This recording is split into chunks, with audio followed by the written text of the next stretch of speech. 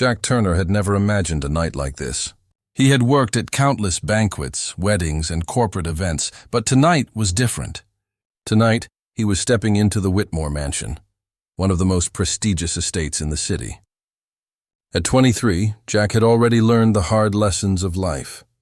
He had been adopted as a baby, raised in a modest home by parents who worked 2 jobs just to make ends meet. Jack had grown used to the hum of struggle, the weight of responsibility, and the quiet ache of wondering where he truly belonged in a world that seemed so far out of reach. The invitation to serve at the gala came as a surprise. The Whitmores were hosting a private charity event, and their usual staff had apparently fallen short. Jack didn't question why a simple waiter like him had been called in. He focused on the paycheck, a sum large enough to cover months of rent and bills. He parked his old car on the long marble driveway and adjusted his crisp uniform, straightening his apron as he approached the massive front doors. He felt like an outsider in the shadow of the mansion's towering columns and perfectly trimmed gardens. This world was one he had never imagined, a world built on privilege, wealth, and secrets he couldn't yet fathom. The night began normally, at first. Jack carried trays of champagne, moving with practiced precision through the glittering crowd of elites. The conversations he overheard were foreign to him. Talk of mergers, stock markets, private yachts, and political favors. Jack smiled politely when a hand brushed his arm, or a guest asked for another glass. He kept his eyes down and followed the instructions of the stern head butler, who made it clear that no one spoke to the staff beyond basic necessities. Jack had learned to survive in such environments. He had learned to be invisible when needed. But as he crossed the main hallway on a routine delivery of champagne flutes, something caught his eye. There, hung on the wall, in a gold frame that gleamed under the chandeliers, was a photograph.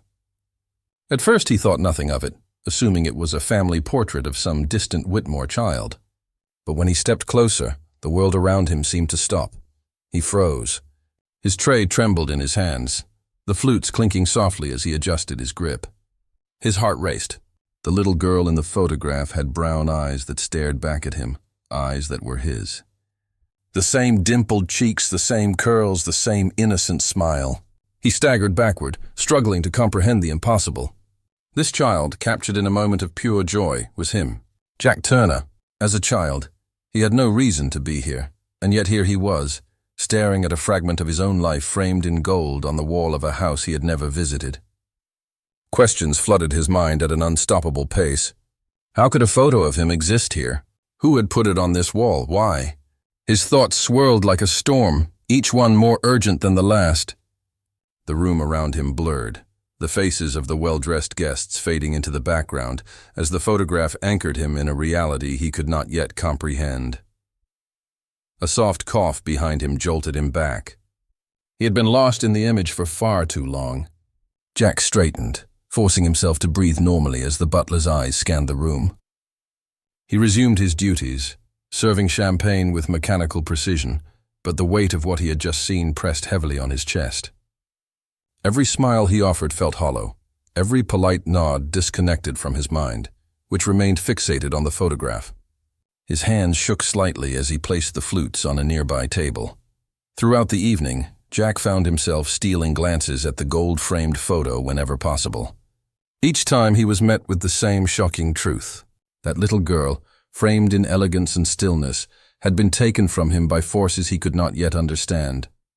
Questions about his parents, his adoption, and his own past collided in his mind. He remembered fragments from his early childhood, memories of laughter and warmth before the fog of his adoption claimed him. Those fragments, once distant and faded, now surged with clarity. He had to know the truth. By the end of the night, Jack had completed his duties with a diligence bordering on obsession. Every step, every tray, every polite nod was weighed down by the photograph that haunted him. He left the mansion quietly, the image burned into his mind. When he returned to his modest apartment, the photograph's image did not fade. It lingered, demanding questions, demanding answers, and promising that nothing would ever be the same again. Jack Turner's life, once predictable in its struggle and simplicity, had been irrevocably altered in a single moment. The photograph had changed everything. He knew that the world of the Whitmores, a world of wealth, power, and secrets, held answers to questions he hadn't even dared to ask. And he knew that to uncover the truth, he would have to risk everything he had ever known. That night, as he lay in bed staring at the ceiling, he resolved that he would return. He would find out why the little boy in the gold-framed photograph was him, and what secrets the Whitmore family had kept buried for years. And somewhere deep inside, a seed of fear mingled with determination. Fear of the unknown, determination fueled by the promise of identity. Jack Turner was about to step into a world he had never imagined. And nothing, neither the mansion nor its guardians, nor its secrets, would stop him. Jack Turner returned to the Whitmore mansion less than a week after the gala. The invitation had come unexpectedly, just as before, but this time he wasn't there merely to serve champagne or hors d'oeuvres.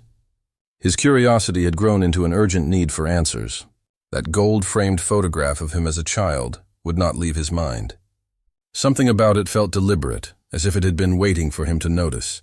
Jack had spent nights replaying the moment in his mind, trying to rationalize what he had seen. He could not. The resemblance was impossible to ignore. Every detail, the brown curls, the wide eyes, the small scar above his eyebrow, was him. The Whitmore mansion loomed as imposing as ever. Its gates, carved with intricate ironwork, opened onto a perfectly paved driveway lined with flowering hedges. The estate itself was massive, a palace of marble and stone, a monument to a family whose wealth had spanned generations. For Jack, it was a world apart from his small apartment, the faded brick streets of his neighborhood, and the quiet struggles of his adoptive family. Every time he approached the mansion, he felt the weight of the divide between his life and the life of the Whitmores. He had never wanted wealth or luxury for its own sake, but the mansion symbolized something else entirely, a connection to a past he had never known, a past that was very possibly his own. Inside, the air was warm, perfumed with the scents of food and floral arrangements. The staff moved silently, carrying trays and attending to guests who were dressed in clothes Jack could not even name, drinking wine whose price would equal a week's rent in his neighborhood. The contrast was sharp and undeniable. Every gesture of ease from the guests reminded him of how different their lives were from his own. Jack adjusted his apron, forcing himself to focus on the tasks at hand, but his eyes constantly drifted toward the familiar corridor where he had seen the gold-framed photograph. This time, Jack moved with purpose. While balancing trays, he spoke discreetly with some of the long-serving staff. One elderly server, a woman named Margaret, noticed the way he lingered near the corridor and offered a small, knowing smile. "Curious about the old halls, aren't you?" she asked softly. Jack nodded cautiously. "I've been wondering, do the Whitmores have many children? I mean, historically." Margaret paused, glancing around to ensure no one overheard. "They had a child, yes. A boy many years ago. Tragic story. Died in a car accident, some say. He was young, very young. That was a long time ago." Her voice carried a tinge of something Jack could not identify. Regret, perhaps, or fear. Jack's pulse quickened. The details matched nothing he had been told about his own adoption, yet the coincidence was too strong to ignore. He had grown up believing he had been left at the orphanage by parents who were no longer alive, their identities unknown. But this mention of a lost Whitmore child mirrored the fragments of memory he had buried deep inside. Could it be? No, it was impossible. Yet every part of him, the scar, the curls, the instincts, shouted that it was true.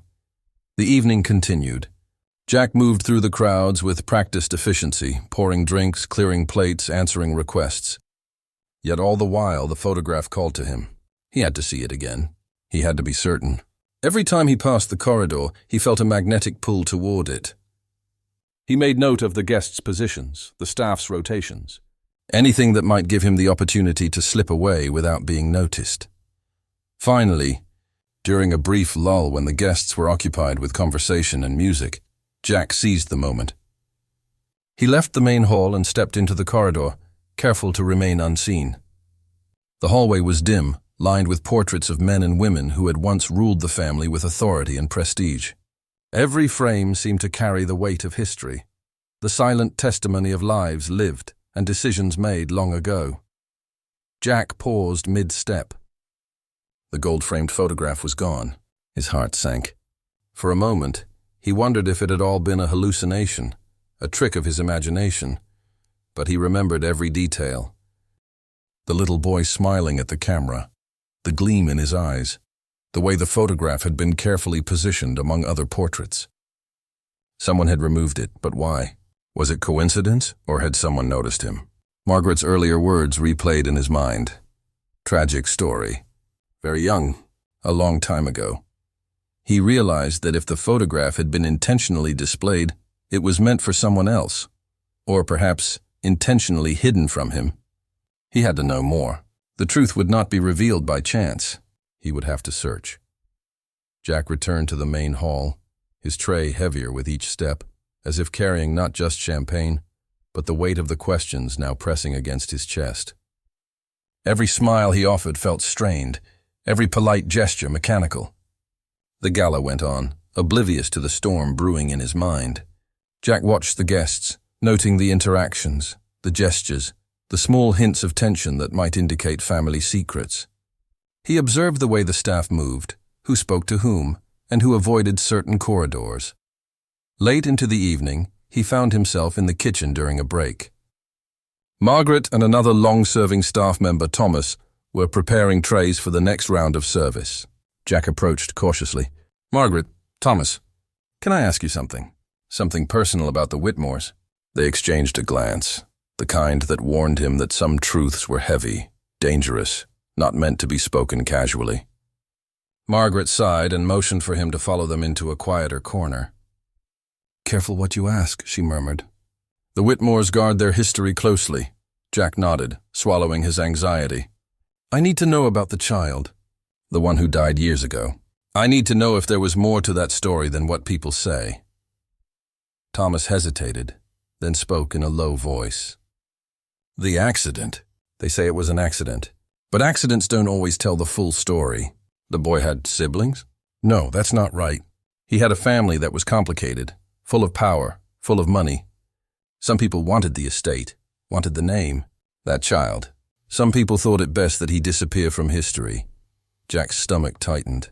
The words were cryptic, but the implications were staggering. Could it be possible? Was he that child? He had grown up thinking he had no family, that his life had started in the orphanage, but now pieces were beginning to fit together in a way that was almost terrifying. Someone powerful had erased him from the record. Someone had hidden him, and the photograph in the gold frame had been a breadcrumb left for him to find, or perhaps a warning that he was being watched. He returned to the ballroom with a new purpose. He served drinks with a calmness he did not feel, but his mind was racing. Every guest, every family member, every staff member became a potential link in the chain of truth he was desperate to follow. He remembered every detail from his early childhood. The small scar on his forehead, the lullabies sung by a mother he barely remembered, the moments of joy that had been stolen from him. Now they had a new context, a shadowed context that pointed directly to the Whitmore family. By the end of the night, Jack had resolved that he would return. He could not ignore the possibility that the Whitmores held answers to questions he had lived with all his life. He would uncover the truth, no matter the danger, no matter the obstacles. The gold-framed photograph was a sign, and Jack understood that signs were rarely meaningless. Someone wanted him to see, someone wanted him to remember. And Jack Turner had learned long ago that some memories refuse to stay buried forever. As he stepped out into the quiet night, away from the lights and laughter, Jack felt a mixture of fear and determination. He had glimpsed a past that was not his own, or was it? The answers lay hidden, waiting for him to reach for them, and he would not rest until he did. The mansion loomed behind him, a silent giant holding secrets that had been buried for decades. Jack knew that what he had begun tonight was only the first step into a life-changing journey, one that would bring him closer to the truth than he had ever dared to hope. Jack Turner could not stop thinking about the gold-framed photograph. Every night he replayed the moment over and over, examining every detail, every nuance. The resemblance to himself was uncanny, undeniable. But more than just a resemblance, it stirred something deeper, memories that had been buried under years of ordinary life, fragments of a past he could barely recall, but which suddenly felt urgent, real, and impossible to ignore. He knew he had to return to the mansion, but this time he needed more than a simple glance. He needed answers. He needed evidence. The photograph had been removed, almost as if someone had anticipated his curiosity. That alone told him that the Whitmore family was hiding something. And hiding it with such precision indicated power, influence, and perhaps even danger. The next opportunity came when the mansion hosted another gala, this one celebrating a new art acquisition. Jack arrived early just as before and moved seamlessly among the staff. He kept his eyes open, his ears attuned to whispered conversations, catching fragments that might provide a clue. Every moment felt calculated, as if he were dancing on a stage whose script he could not see. During a break, Jack slipped into a quiet hallway that branched from the main hall. It was less ornate than the public spaces, but still bore the weight of history. Portraits lined the walls, serious, stern faces staring down at him, but he ignored them. His attention was drawn to the spot where the gold-framed photograph had hung. The wall was empty, but Jack's intuition told him that something had been left behind, hidden in plain sight. He moved carefully, inspecting the corners of the hallway.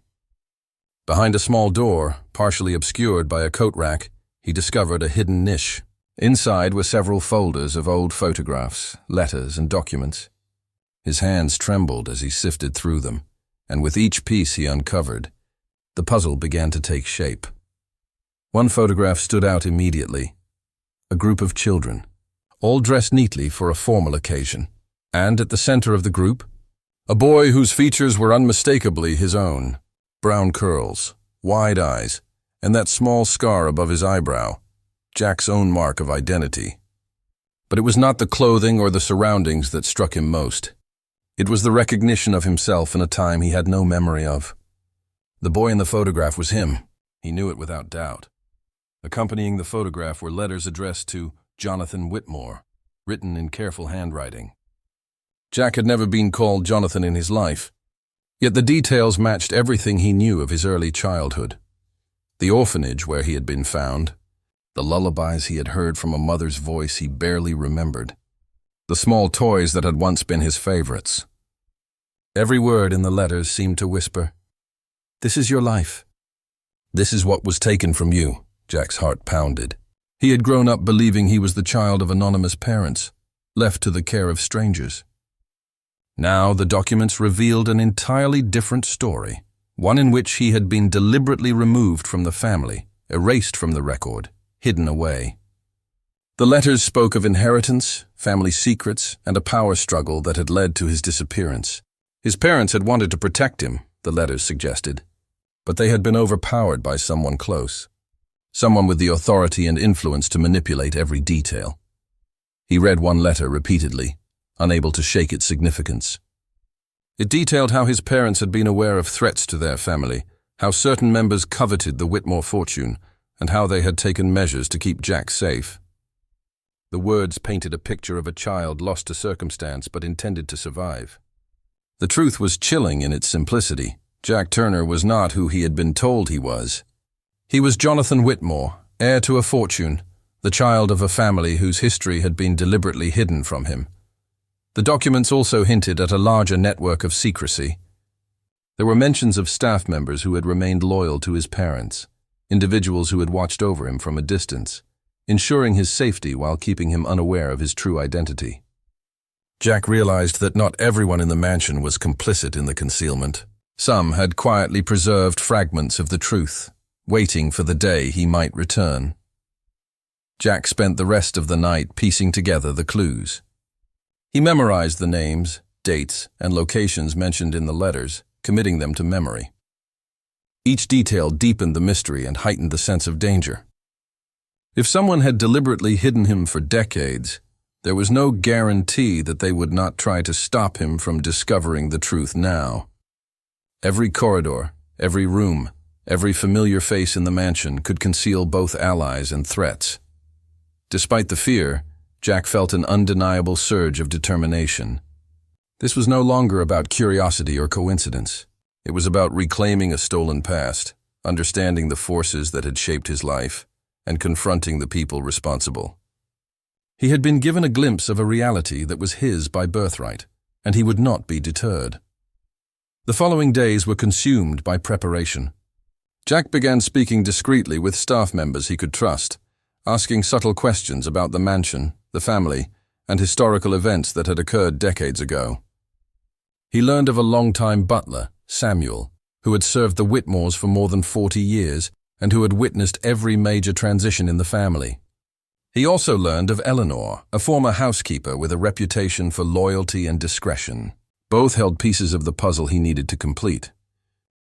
When Jack finally arranged a meeting with Eleanor, he was struck by her cautious demeanor. She welcomed him into her modest home, observing him with the same mixture of curiosity and suspicion that he felt. Jack explained his purpose carefully, omitting nothing but framing his questions as general inquiries about the family's past. Eleanor's eyes widened as he spoke, and for a long moment she said nothing. Finally, she spoke. "You are the boy," she said simply. "Jonathan Whitmore. I remember you. I remember your parents. I remember how we all tried to keep you safe." Her words confirmed everything Jack had feared and hoped for. He was no longer a child without a past. He was the missing heir, the boy whose disappearance had been orchestrated, the child whose life had been rewritten by power and greed. The revelation left Jack reeling. He had always known that something was missing, a fragment of identity that he could not name. Now he understood why. His life had been deliberately erased, hidden away to protect him from the very forces that sought to claim everything his family owned. The sense of injustice, of being wronged before he had even begun to live, was overwhelming. Yet it also ignited a fire within him, a determination to reclaim what had been stolen and to confront the people responsible. As Jack left Eleanor's home that evening, he felt a mix of fear, anticipation, and resolve. He now had more than questions. He had guidance, names, and evidence. The Whitmore mansion, once a place of mystery and awe, was now a site of investigation. Every corridor, every door, every shadow within its walls held answers, and Jack was prepared to uncover them. The gold-framed photograph, once a simple object of curiosity, had become a symbol of a life denied, a past erased, and a future yet to be claimed. Jack Turner was no longer just a waiter. He was the missing Whitmore heir, and he was ready to pursue the truth no matter the risks. The path ahead was uncertain, fraught with danger and opposition, but Jack understood one thing clearly. He could no longer ignore the pull of his own history. The mansion held answers, the staff held secrets, and the family he had been denied for so long was waiting to reveal itself, whether he was ready or not. Jack knew he had taken the first real step toward reclaiming his identity. What remained was to uncover the full extent of the betrayal, confront the forces that had hidden him, and finally discover the truth of who he was. The mystery had deepened, but with it came clarity. The boy in the gold-framed photograph was him, and the man standing outside Eleanor's door was ready to find out why. Jack Turner's mind raced as he returned to the mansion the following week. The Whitmore estate, once an intimidating symbol of wealth and prestige, now represented a battleground. Every decision he made, every corridor he navigated, was a step closer to the truth, or a trap laid by the very people who had stolen his life. He had learned enough to know that someone powerful was behind the years of secrecy, and that someone was Charles Whitmore, the current head of the family. Charles Whitmore was a man whose reputation was as formidable as his fortune. He commanded the Whitmore estate with an iron fist, overseeing businesses and assets worth billions. Known for his shrewdness, ruthlessness, and strategic brilliance, he was a figure few dared to challenge. Rumors circulated that Charles had manipulated the family for decades, erasing rivals, silencing dissent, and securing the wealth that had always belonged to his nephew. If Jack was right, and he was indeed the missing Whitmore heir, then Charles had deliberately erased him from history and built a life around concealing that truth. Jack moved cautiously through the mansion during the gala, keeping to the edges of the crowd. He observed Charles from a distance. The man exuded power effortlessly, every gesture measured, every glance calculating. Charles was speaking to influential guests, shaking hands, exchanging smiles, yet there was a coldness in his eyes, a sense of control so absolute it was almost tangible. Jack felt the weight of Charles's presence even from across the room, a reminder that this confrontation would not be easy. Jack's first priority was the safe Eleanor had mentioned. According to her, the documents that proved his identity, his parents' intentions, and the corruption behind Charles's rise to power were all locked away in the private study. Accessing it would not be simple, but he had spent days mapping the mansion, observing the staff, noting every security measure, and waiting for the perfect moment. That night, after the gala, Jack returned alone under the guise of a maintenance task. The corridors were silent, the grandeur of the mansion shadowed by anticipation. He reached the study and found the door locked, as expected. But years of observation had taught him patterns. When Charles traveled for business, the study remained accessible briefly for cleaning staff. Jack had memorized the schedule. He entered, careful to avoid surveillance, and found the safe behind a large painting. The combination Eleanor had given him, derived from the date of the accident that killed his parents, worked. The lock clicked open. Jack's heart pounded as he lifted the door, revealing stacks of files, envelopes, and digital drives. Among them was a small envelope labeled in delicate handwriting. "To my son, Jonathan." Jack opened it with trembling hands. Inside was a letter, yellowed with age but intact. The handwriting was immediately familiar. The words cut through decades of lies. "My dear Jonathan, if you are reading this, it means our worst fears have come to pass. Charles will do anything to claim what is ours, including erasing you from history. We had no choice but to hide you to protect you from him. Remember who you are and know that your identity cannot be taken away. The Whitmore name, your birthright, belongs to you, not Charles. Love, Mother." Jack's hands shook as he read and reread the letter. Everything he had feared, everything he had suspected, was confirmed. His parents had not abandoned him. They had been silenced by Charles. The truth of his lineage, his inheritance, and the manipulation that had shaped his life was finally in his hands. But along with the relief came a terrifying realization. Charles knew everything. If discovered, Jack's pursuit of the truth could put him in grave danger. As he began to organize the documents, footsteps echoed in the hallway. Panic surged through Jack. He quickly gathered everything into a bag and prepared to leave. But before he could exit, the door creaked open. Charles Whitmore stood in the doorway, his expression unreadable, his eyes sharp and calculating. "Well," Charles said, his voice smooth and cold, "I was wondering when you would show up." Jack froze, holding the bag close. "I know who I am," he said, his voice steady, despite the adrenaline coursing through his body. "I know what you did to my parents. I know you tried to erase me," Charles laughed, a low, bitter sound. "And who would believe a child from a shelter over me? You were a mistake, Jonathan, weak, soft, not fit to lead. Not fit to inherit anything?" Jack's hands tightened around the bag. "I have proof," he said. "Letters, documents, everything. The world will know what you did." Charles's eyes darkened. "Then you're not walking out of here alive." Jack realized there was no room for negotiation. The man before him was ruthless, prepared to eliminate anyone who threatened his empire. With no hesitation, Jack bolted. He sprinted down the hallways of the mansion, the weight of the bag slowing him only slightly. Charles's voice echoed behind him, calling for security. Jack's adrenaline pushed him forward, every instinct honed by years of survival and determination. He burst through the back doors and ran to his car. Tires screeched as he accelerated down the driveway, the mansion looming behind him like a fortress. But Jack had the upper hand now. The documents were safe. The letter was in his possession. And the proof of Charles's corruption could not be erased. The following morning, Jack contacted an investigative journalist who had been covering whispers of Whitmore family scandals for years. He handed over the documents, the letter, and all evidence he had gathered. Within 48 hours, the story exploded. Headlines screamed of corruption, inheritance fraud, and family betrayal. The media swarmed the Whitmore estate. Charles's empire, once untouchable, began to crumble. Yet even as justice seemed to move forward, Jack knew the story was far from complete. There was one final piece missing: his mother. The letters hinted she had survived, hidden away from the world, and Jack resolved to find her. The thought of her, alive somewhere and unaware that her son had reclaimed his identity, fueled him. A week later, breaking news reported footage of a woman being escorted from a private clinic outside the city. Frail, with graying hair and distant eyes, she looked almost lost in the world. Jack saw her and knew instantly it was her. His mother. Everything aligned.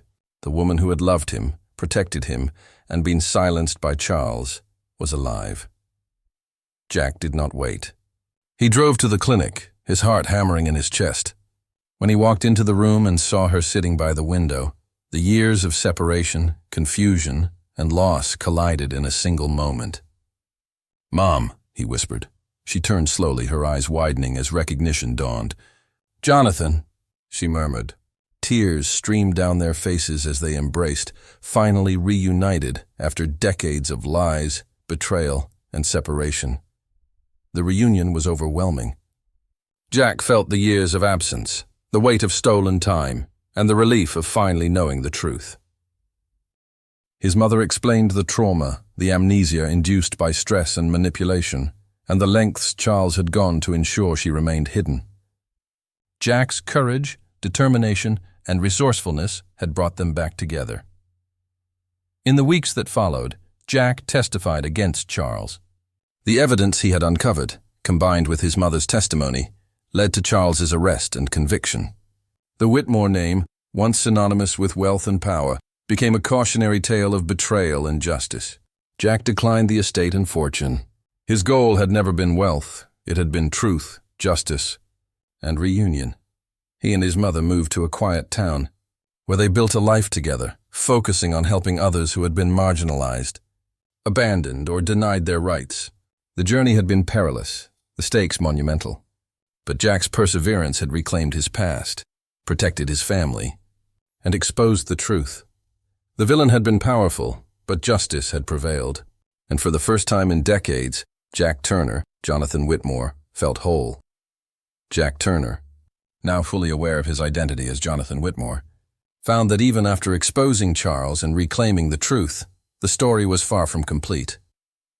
The Whitmore empire was unraveling in the public eye, but there was still one final revelation that awaited him. His mother's survival had already been a miracle, but the letters hinted at something deeper. That the family's legacy, his parents' final wishes, and the protection of those they loved had been intricately planned. With layers even Charles could not erase, the reunion with his mother was overwhelming. In the quiet of her modest room at the clinic, she told him everything she could remember. The trauma, the manipulations, and the carefully orchestrated secrecy of her disappearance had erased years from their lives. For decades, she had been living in isolation, forced into silence by Charles's influence, believing her son lost forever. And yet she had survived. "I always knew you were out there," she said softly, gripping Jack's hands. "I didn't know if I would ever see you, but I had hope." Jack felt a lump in his throat. The woman before him had been through unimaginable suffering, yet she radiated resilience. "Mom," he whispered, "we'll never be apart again." Even with their reunion, Jack knew that Charles's influence extended far beyond the estate. The Whitmore name had power in government, finance, and social circles. Jack needed to ensure that the evidence he had gathered could withstand scrutiny, that his mother's story could not be dismissed, and that justice would not be delayed. Over the next days, he worked with the investigative journalist who had broken the story, preparing detailed documentation, corroborating witnesses, and precise timelines. Every piece of information he collected strengthened the case, leaving Charles with no avenue of escape. Yet, just when Jack thought he had reached the end of the labyrinth, a new revelation surfaced. Among the safe's contents was a letter he had initially overlooked, addressed to Ray Evelyn Whitmore in his mother's handwriting. It described a contingency that even Charles had not anticipated, a hidden location containing financial resources and legal documents to protect Jonathan's inheritance and ensure that the Whitmore legacy would be preserved according to his parents' wishes. Jack immediately realized the importance of the letter. Not only did it secure his claim, but it also included instructions on how to reconnect with allies of his parents who had remained loyal in secret. These individuals had ensured that no matter what Charles did, Jonathan's lineage and rights could be restored. The discovery was thrilling, almost cinematic in its irony. Charles had believed he controlled everything, but even his meticulous planning had a blind spot. As Jack and his mother began tracing the instructions in the letter, they uncovered a safe house outside the city. It contained legal papers, banking information, and even personal mementos from Jonathan's early childhood, photographs, toys, and letters that confirmed his identity beyond any doubt. Each item was a tangible piece of a life Charles had tried to erase. For Jack, the moment was overwhelming. His childhood, his parents' love, and the reality of who he truly was were now fully visible in physical form. Meanwhile, Charles's trial proceeded. Jack testified, presenting the documents, photographs, and letters as evidence. The weight of truth was undeniable. Charles's attempts to manipulate events, conceal his misdeeds, and erase Jonathan from the family history unraveled under the scrutiny of the court. Every lie he had relied upon was exposed, and for the first time, he faced accountability. During the trial, Jack also learned of another twist. His mother revealed that after the accident that had supposedly killed her husband and child, she had been forced into protective custody by allies who feared Charles's ambitions. The law had been misled, the public misinformed, and the family narrative rewritten, all to consolidate Charles's control. Jack's discovery had not only revealed his own identity but also corrected decades of deception that had affected multiple lives. The day the verdict was announced, Charles was convicted on multiple counts of fraud, manipulation, and conspiracy. The Whitmore fortune was no longer under his control. Jack, however, did not claim the estate or the inheritance.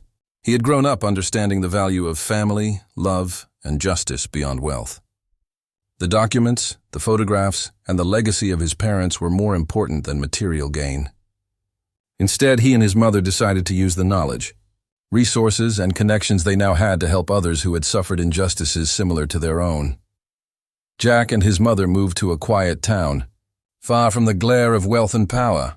Together, they opened a community center for children, orphans, displaced kids, and those in need of guidance. For Jack, this was not just an act of philanthropy. It was a reclaiming of purpose. The same child who had been abandoned, hidden, and erased was now creating a future filled with care, support, and empowerment for others. Even in moments of peace, Jack reflected on the journey. The gold-framed photograph that had first drawn him into the mansion was no longer just a symbol of mystery. It represented the start of a path that had led to truth, reunion, and moral victory. Every corridor of the Whitmore estate, every shadowed secret, and every lie was now illuminated by justice. The ultimate twist came in the quietest moments, after the headlines faded and the trial ended. Jack's mother, now healthy and restored to her true identity, shared a secret she had kept even from him. She had maintained a network of correspondents who had ensured that Jonathan's story would survive, regardless of Charles's actions. It was their foresight that allowed Jack to uncover the truth. Her foresight had been a safety net, a plan beyond the plan. The realization filled Jack with gratitude and awe. His parents' wisdom, even in the face of death and danger, had guided him toward justice. Jack stood in the doorway of the community center one morning, watching children play in the sunlit yard. His mother joined him, and for the first time in decades they felt truly free. Not because wealth had been restored or power reclaimed, but because the past, once stolen and hidden, was finally acknowledged and the future was theirs to shape, Jack whispered to himself. Reflecting on the journey, I'm finally whole. We're finally whole. The moral victory was profound. Charles's downfall, the exposure of decades of manipulation, and the reunion with his mother marked the triumph of truth over power, courage over fear, and love over deception. Jack had not only reclaimed his identity, but had also created a path to help others whose lives had been disrupted by injustice. In the end, the gold-framed photograph that had first drawn him into the mansion symbolized more than curiosity or mystery. It represented the spark that ignited a journey of self-discovery, the courage to confront evil, and the moral strength to choose purpose over wealth. Jack Turner, Jonathan Whitmore, had not only survived the manipulations of a powerful villain, but had transformed his stolen past into a life of meaning, impact, and profound justice. The days following Charles Whitmore's conviction were surreal. The media had captured every detail of the trial, the documents Jack Turner, Jonathan Whitmore, had uncovered, and the reunion with his mother. Headlines splashed across newspapers and digital feeds alike. Whitmore scandal exposed, missing heir reclaims legacy. Billionaire's crimes unraveled by courageous son. But for Jack, the external chaos was secondary to the personal restoration that had finally taken place. He returned to the quiet town where he and his mother had begun their new life. The streets were unassuming, the houses modest, and the pace of life slow. It was a stark contrast to the opulence, tension, and danger of the Whitmore mansion, but that was exactly what he wanted. For the first time in decades, he could breathe freely without the shadow of deceit or fear looming over him. The community center they opened quickly became a sanctuary for children whose lives mirrored aspects of Jack's own early experiences. Orphans, foster children, and kids from broken homes found guidance, support, and stability within its walls. Jack took a hands-on approach, organizing classes, mentoring, and even arranging small programs for the arts and sciences. His mother, with her calm demeanor and endless patience, taught music and storytelling, helping children understand the power of expression as a form of healing. Jack found that helping others was its own form of closure.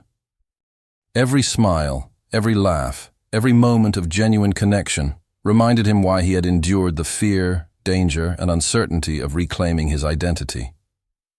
He realized that the gold-framed photograph, the documents, and even the confrontation with Charles were not just about him. They were about restoring balance, ensuring that the truth prevailed, and using his experience to protect those who could not yet protect themselves. Yet, the story was far from over on a personal level. Jack continued to uncover fragments of his past through conversations with loyal staff members of the Whitmore estate, retired security personnel, and Eleanor, the former housekeeper who had helped him so many steps along the way. Each fragment revealed more about his parents' love, their meticulous efforts to protect him, and their awareness of the lengths Charles would go to secure power. One afternoon, as Jack organized old photographs and letters for a community archive, he stumbled upon a package labeled, "For Jonathan, future use only." Inside were letters from his father, meticulously written and stored with care. They outlined family values, instructions for preserving the Whitmore legacy responsibly, and guidance for navigating the world with integrity. It was an unexpected gift from a father he barely remembered, a legacy of wisdom, and an emotional connection that transcended the decades he had been separated.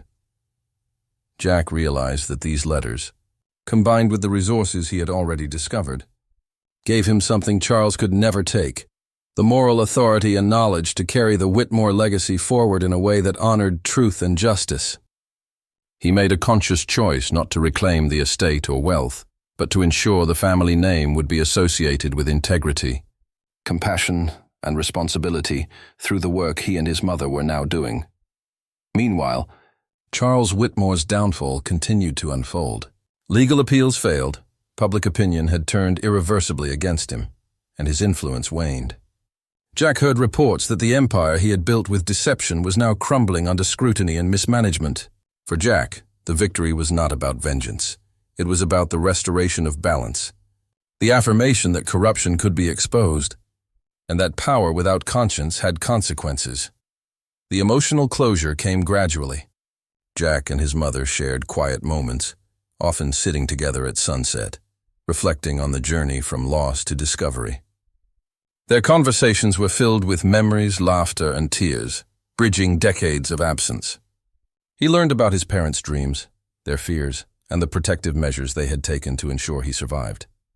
Every story, every revelation deepened his understanding of who he was and the love that had been constant, even when circumstances had forced separation.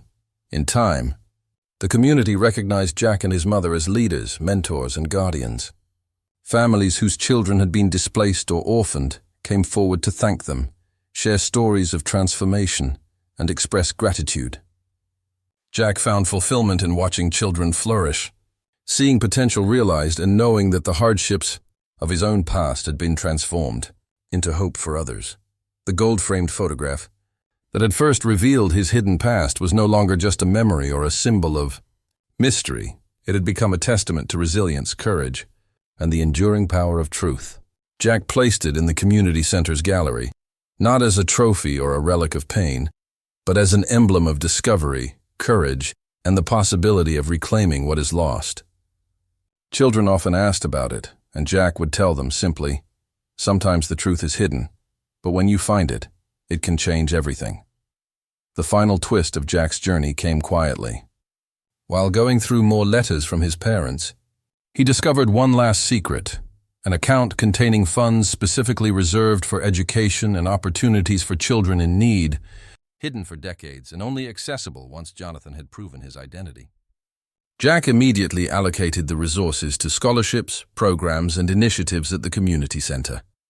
It was a poetic closure, the very tools of wealth, that had been manipulated by Charles, now serving to empower and uplift rather than control. Jack and his mother's life in the quiet town became a rhythm of fulfillment and healing. They were no longer defined by the shadows of betrayal or the opulence of a stolen inheritance. Instead, they defined themselves through purpose, service, and the affirmation that justice and integrity matter more than power or wealth. Even in moments of reflection, Jack marveled at the journey. The waitressing job that had brought him into the Whitmore mansion, the gold-framed photograph that had frozen him in place, and the decades of secrets and deception had all led to this point. A life rebuilt with truth, love, and moral victory. His mother's presence, their shared history, and the children whose lives they were transforming were tangible proof that what had been stolen could, in some form, be restored, not through wealth, but through action and integrity. Jack whispered to himself, standing at the threshold of the community center one morning. The past is reclaimed. The future is ours. We are free, and in that freedom lay the ultimate victory. Not revenge, not inheritance, but justice, truth, healing, and the creation of a legacy that could inspire generations. The boy in the gold-framed photograph had survived. He had confronted a powerful villain, uncovered hidden truths, and reunited with the love of his life. Most importantly, he had transformed a stolen past into a future of hope for others. In the end, the story of Jack Turner, Jonathan Whitmore, was a story of courage, persistence, and moral triumph. It was proof that even when the odds are stacked against you, even when those in power attempt to erase you, the pursuit of truth, love, and justice can restore not only your identity, but also your life.